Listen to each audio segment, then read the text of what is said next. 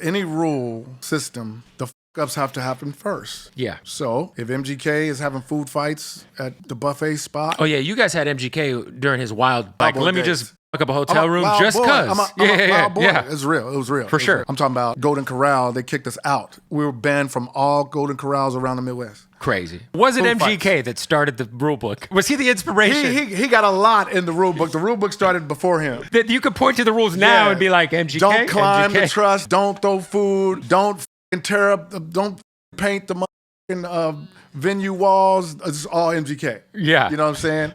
Everything that me and Cut did, not Chris Calico, because he's always been the same. Right. You know, like fat and shit, and then they sit on the toilet and break the toilet, and all the water goes everywhere, Right. and it floods all the Don't whole shit on the floor. bus. You know what I'm saying? All that shit, and we got to pay for all that shit. Right. All that.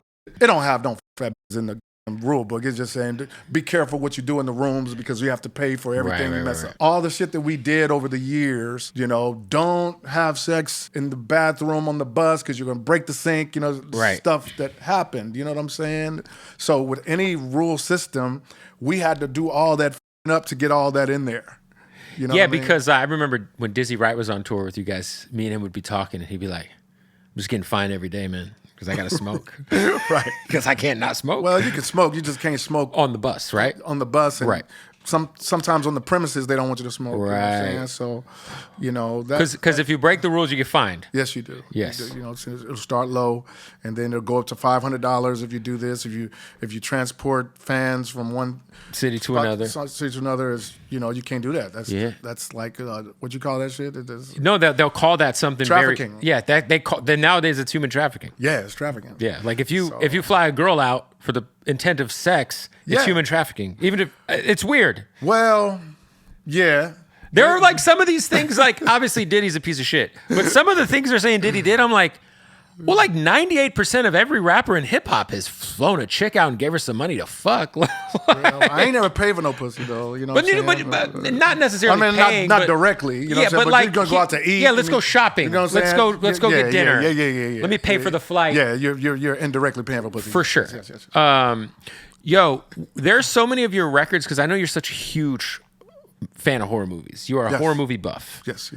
What's your goat? What's like your top 3 or 4 horror movies of all time? I'm the lyrical Michael Myers, man. Everybody know that. You know what I'm saying? So it's Halloween. Halloween. Did you love the Rob Zombie Halloweens? Of course. I loved them, yeah. I own all of them. I know that they're very I own all of them. I think they're polarizing for some people. Yeah, I own all of them. What do you think about Terrifier? I love Terrifier. I love Art the Clown. You know what I'm saying? I've seen all of them. I saw the 3-hour one, me and my wife. You know what I'm saying? Yeah, the new one was pretty crazy. Yeah, super crazy. It's like a Christmas movie. People were leaving out. You know what I'm saying? People were leaving out. We were on shrooms laughing. But I feel like some of your records could be horror movies. Psycho Bitch. Well, this is the thing. I hear a lot of people say that I'm a horrorcore rapper, but they don't know I've never looked at myself as a horrorcore rapper. I don't think you're that at all. You know what I'm saying? But a lot of people think that because of my darkness. You know what I'm saying? My darkness is my life. Psycho Bitch is real stories. Right. You know what I'm saying? But when you get into KOD, that's when the lines get blurred because I got songs on there like Black in the Sun. That's my imagination. And they will put that in the horrorcore bracket, I think. Right. But I've never looked at myself as a shock horrorcore MC. I've always been infatuated with the darkness per my Christian mom, Marty Suya's Khalifa. Rest and if you listen to KOD, it was Show Me a God kicking that off? Yes. Show Me a God was about my mama being sick. Your mom. Yes. Yeah. But all that shit is dark, but it's my life. I've always wrote my life. I didn't ever have to say things to really shock anybody. But I've done it in my career to where I talk about nipples and noodles and shit that's in my mind, you know what I'm saying? Because I'm a horror fan, you know, but I've never looked at myself in that horror genre like Grave Diggers or when Wu-Tang them did it. Necro. Necro, I don't really know if Necro did that. I don't really know. But but Grave Diggers with Prince Paul and RZA, yeah. Yeah. You know what I'm saying? Flatliners and all the motherfuckers. For sure. I'd never aspire to be that. Yeah, I feel like KOD was like if you're in a dark place because of what you're going through with your mom, like you're gonna create a dark album. So with the face paint and the bishop's robe, they thought horrorcore. You know what I'm saying? And that's what people will label. But I'm just curious, like you're such a visionary. Like at a certain point in time, like I can see you like executive. Like I don't know if it's directing or executive producing horror movies or just getting into like fleshing out some of these ideas you have. I got with Joseph Bashara. He's the composer for, the music for The Conjuring, for Annabelle, for Insidious. He's the Red Devil in Insidious. Okay, yeah. Joseph Bashar, we've worked a couple times on music.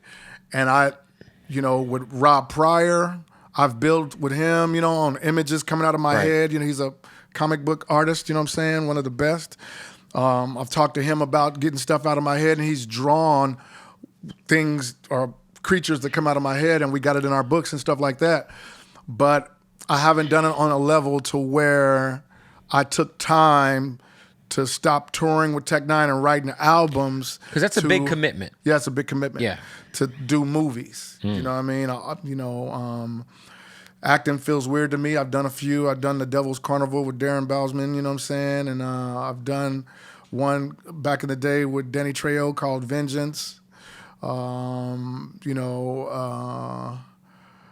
done The Life of Lucky Cucumber with the Jackass dudes, you know what I'm saying? But every time I've done it, people say I do it well, but I feel weird. I feel weird trying to be somebody else. And I feel comfortable doing music though. Fair. Yeah, so directing, it's out of the comfort zone. No. Directing's good, but acting, no. You know what I'm saying? I wouldn't say yeah. I mean, I think like I just feel like if you have it in you to do it. Yes, I do. Yeah. Yes, I do. I just wrote 17 episodes for the new album. My audio series, 5816 Forest. So it's going in that direction. I love it. Yeah, man. Did you ever really let a stripper burn you on the arm with a cigarette? Look at that. That's okay. Look at that, man. That's a cigarette 10 times in a row. If you see me do Am I Psycho on stage, I'm holding my mic and I'm pointing at it. Okay. Why do I let the stripper burn me on my arm with a cigarette in the same about 10 times in a row when I feel that burn, I palm to the rest, I'm gonna get it wet. Yeah. It's right there. That was in my high days. What was that night like?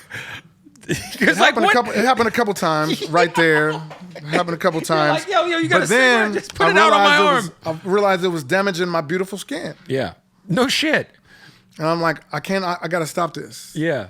I was on big XT back then, big shrooms, big GHB, Adderall, you know what I'm saying, all at one time. You know what I'm saying? Liquor, everything all at once. I'm still here. Yeah. That's crazy. I'm still here. Thank God you saying? decided you weren't on those runs when fentanyl was so prevalent. Oh, no. I never put nothing on my nose. I know back then, though. But no, I'm saying ecstasy now is pressed. A lot of ecstasy is pressed with fentanyl. Yeah, everything. You know what I mean? It's crazy. You got to be super, super careful these days if you're partying. Yeah. You damn near can only eat shrooms and smoke weed. Yeah, see that? You see that?